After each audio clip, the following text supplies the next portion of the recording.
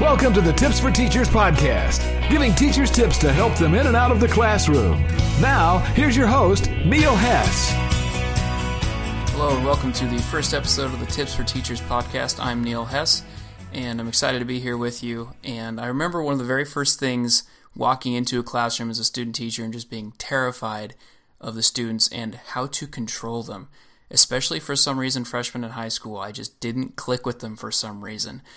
And I ended up teaching in a middle school class. That's where I am now.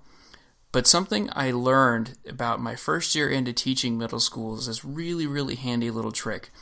Is before I give the students any set of instructions that I want them to follow, but I want to postpone them following that for a few minutes, was using the when I say go trick. It's something I picked up early on in my teaching career, and it has made a humongous difference in my ability to manage a classroom. So what happens usually is when I would say, before I learned this trick, I would say, all right, I need you to get out a pencil, I need you to get a sheet of paper, I want you to, and they would start doing all these instructions, and it frustrated me because I still had more things to say.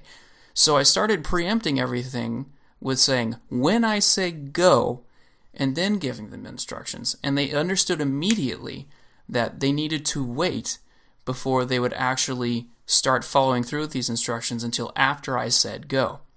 And it has made a huge difference in how my classroom is run. Now I don't have to rush through instructions before they scramble to do whatever it is I need them to do. I simply say, when I say go, I need you to get out your books, get out your journal, get out your pencils, whatever. And they'll sit there and they'll wait. And it allows me also, if I think of another thing I need them to do, it allows me, when that comes to my mind, to give them that instruction on top of what I've already told them. And then I can say, okay, what are you going to do when I say go? And I'll go, Billy, what are you going to do? Susie, what are you going to do? And so on. And then finally I can say go. And if you're feeling particularly playful, you can also say, all right, gorilla, or gold, or, something else cheesy like that. And, you'll get the kids, especially the younger kids, they kind of get into it, and they'll giggle a little bit. So it can be a really effective classroom management tool, and something also you can have fun with the kids with. So I hope this tip you found helpful. If you have any tips that you'd like to submit, any questions or comments, or just want to get in touch with me somehow, please go to tips4teachers.net, and you should be able to submit a tip there or email me if you'd like.